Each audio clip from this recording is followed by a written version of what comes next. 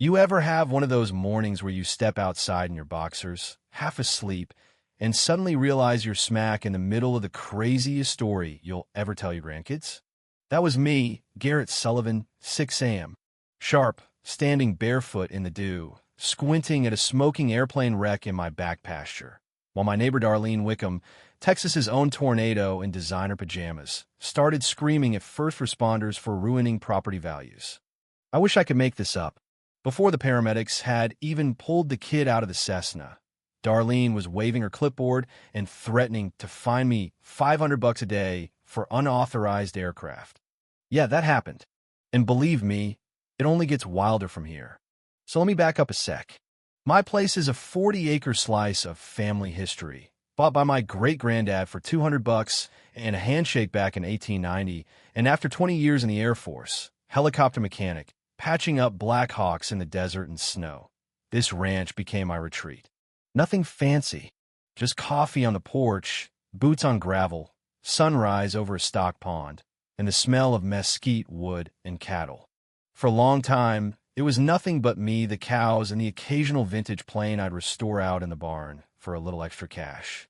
Peaceful, quiet, until, you guessed it, developers showed up, flattened the cornfields, and threw up 200 Meadowbrook Estates boxes with names like the Hampton and the Charleston. My land was grandfathered in, so I figured I was safe from HOA nonsense. Boy, was I wrong. Most of the new neighbors were decent enough, shared tools, looked out for each other, the usual Texas neighborliness. But then Darlene rolled in, straight from Orange County, in a black BMW and a cloud of expensive perfume. And let's just say she didn't come for the cattle. Blonde highlights, designer shoes, that smile realtors give when they're deciding if your house is worth their time. In 6 months, she'd sweet-talk her way into the HOA presidency. In a year, she ran the neighborhood like her own personal kingdom. Her targets were always the same: anyone who didn't fit her vision of suburban paradise. The Ramirez family and their vegetable garden. Landscaping violation. The Johnsons with their basketball hoop. Attracting undesirable elements. Me and my old barn. Rusty eyesore. Paint it beige or tear it down. Lady, this building's been here 100 years longer than your subdivision, but that didn't stop her. I followed every rule in the book. Federal, state, local, didn't matter. Darlene called code enforcement, the tax assessor, even the fire marshal, always sniffing for a way to force me out. And for a while, it was just a cold war of paperwork and threats, until that morning a few weeks ago, when a young pilot lost power and dead-sticked his Cessna into my pasture. The kid's maybe 23, scared out of his mind, apologizing for my fence, even though his wrist is hanging funny and he's bleeding all over the place. I'm patching him up and telling him not to worry when the whole circus rolls in. Fire trucks, sheriff, a news chopper overhead. The air smells like hot metal, burnt grass, and adrenaline. And then, Hurricane Darlene. Silk pajamas, slippers that cost more than my mortgage payment, yelling over the sirens. This is exactly why we have standards. She's shrieking at the paramedics, waving that magic clipboard, threatening fines for the aircraft junk ruining property values. Even the news crew is grinning like they've hit the viral video jackpot. I tell her, as calm as I can manage, "Lady, you might want to talk to the federal investigator pulling up my driveway." You should have seen her face. Because what she didn't know is her 911 call and the fancy FAA complaints she'd filed months earlier just triggered the biggest federal investigation our county had ever seen.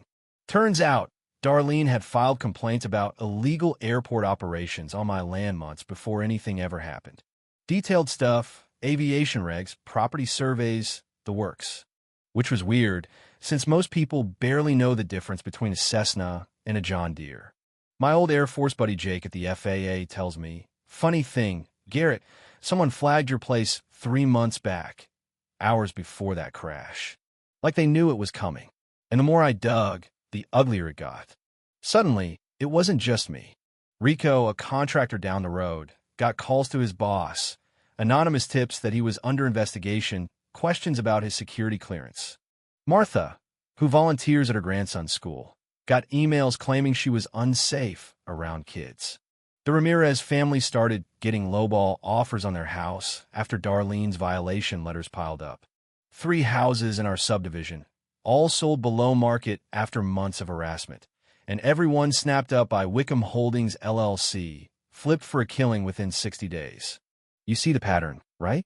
Darlene wasn't just a control freak. She'd weaponized the HOA to run people out, buy their homes dirt cheap, and turn a profit. It was systematic intimidation, one family at a time, especially if you were elderly, a minority, or didn't play by her rules. And every dime she squeezed out of violations went into her property fund. So we started fighting back. Secret meetings in Rico's kitchen, piles of paperwork, copies of Texas Property Code, and fair housing complaints. I called an Agent Patricia Hayes from the FAA, sharp as a tack, seen it all, and she connected the dots. Darlene's ex-husband worked for an aircraft insurance company, with access to all the federal data she needed for her harassment campaigns. He'd been feeding her info, blackmailed by threats she'd ruin his career if he didn't play along. Once the feds were in, the scope exploded: mail fraud, tax fraud, wire fraud, racketeering. The whole works. Darlene tried to bury us in lawsuits. Hundreds of thousands of dollars in damages for defamation and conspiracy, certified letters thick enough to stop bullets. She sent private eyes to sit outside our houses, slash my fence so cattle wandered on it the subdivision streets, vandalized Martha's memorial garden, and turned up the psychological warfare with fake neighborhood Facebook pages and fake complaints to insurance companies.